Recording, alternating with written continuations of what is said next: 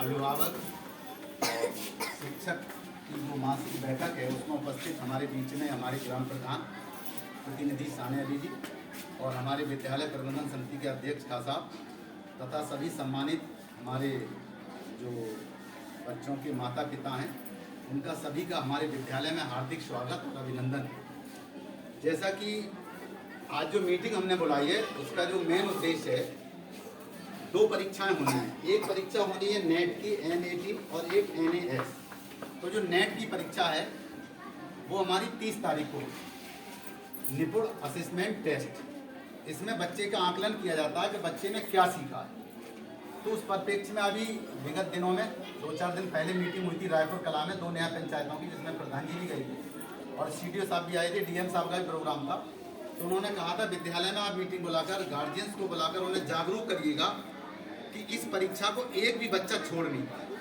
अगर किसी का बच्चा इस समय बाहर है, रिश्तेदारी में है, तो आज हमारी 20 तारीख है और परीक्षा होनी है, 21 तारीख है आज, और परीक्षा जो होनी है वो 30 तारीख को है। तो अभी भी 8-9 दिन है, तो आप उस बच्चे को बुला सकते हैं और उसे बता सकते हैं कि 30 तारीख को वो परीक्षा देने जरूर पहुंचना। एक परीक्षा हमारी दूसरी है जो कक्षा 6 की होगी केवल, वो NAS की है। तो इस परीक्षा में कुछ सेलेक्टेड विद्यालय होंगे, लेकिन हमारा विद्यालय उसमें सेलेक्ट जरूर होता है क्योंकि बड़ा विद्यालय है। पूरे जनपद संबल का जो सबसे बड़ा विद्यालय है, इतनी छात्र संख्या पूरे जनपद संबल में किसी भी जूनियर हाई स्कूल में नहीं है। 361 बच्चे यहाँ पर पंजीकृत हैं।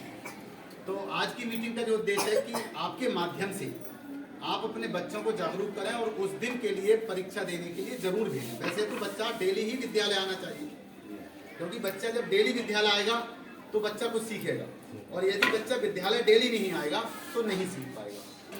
जैसे कि आपको अभी हमने पहले भी बताया था कि जो शिक्षा है उसके 3 घटक होते हैं। नंबर 1 होता है बच्चा, अगर बच्चा है तब पढ़ेगा। दूसरा बच्चे के माता पिता, अगर बच्चे के माता पिता बच्चे को विद्यालय भेजेंगे तब बच्चा सीखेगा। और तीसरा है टीचर, अगर अध्यापक प्रतिदिन विद्यालय आएगा तब बच्चा सीखेंगे। अगर इसमें तीनों में से कोई एक पक्ष भी रुचि नहीं दिखाता है तो हमारी शिक्षा चल नहीं पाएगी। मान लीजिए अध्यापक पढ़ाना चाहते हैं, माँ बाप भी बच्चे को भेजना चाहते हैं, लेकिन बच्चे का मन नहीं करता है, तो भी शिक्षा थोड़ा सा हमारा ठीक से नहीं हो पाएगी। और अगर बच्चा पढ़ना चाहता है, अध्यापक भी पढ़ाना चाहता है, लेकिन बच्चे के माता पिता उसके लिए कि चल बेटा आज खेत में चल ये काम कर लो, कि आज वहाँ चलिएगा ये काम कर लो, तब भी पढ़ाई नहीं हो पाएगी। और यदि बच्चा चाहता है कि मैं भी पढ़ूं और बच्चे के माता पिता भी चाहते हैं हम बच्चे को प्रतिदिन विद्यालय भेजें और बच्चा हमारा ठीक से पढ़े, लेकिन टीचर अगर लापरवाह है, वो विद्यालय नहीं आ रहा, तब भी पढ़ाई नहीं हो सकती।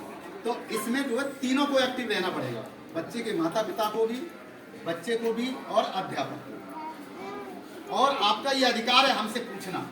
अगर हम किसी दिन विद्यालय लेट आए तो आप पूछ सकते हैं हमसे, हम इसका बिल्कुल भी बुरा नहीं मानेंगे। ये हमारे विद्यालय का अपना अस्तित्व है कि हम आपसे ये नहीं कहेंगे कि आपने ये प्रश्न हमसे क्यों किया कि आप विद्यालय क्यों नहीं आए, क्योंकि गवर्नमेंट हमें इस बात की तनख्वाह दे रही है और इन बच्चों के पढ़ाने की वजह से हमारे घर के चूल्हे जल रहे हैं। हकीकत इस बात की है, तो हम इनके साथ मेहनत क्यों नहीं करेंगे।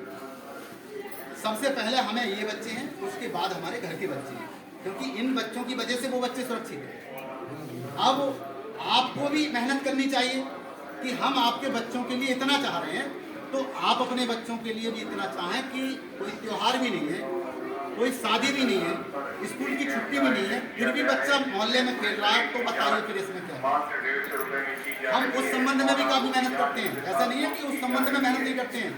आपने देखा होगा फोन भी जाते होंगे हमारे, हम व्हाट्सएप पर भी लिखते हैं, फिर हम बुलावा टोली भी भेजते हैं और हम खुद भी घूमते हैं।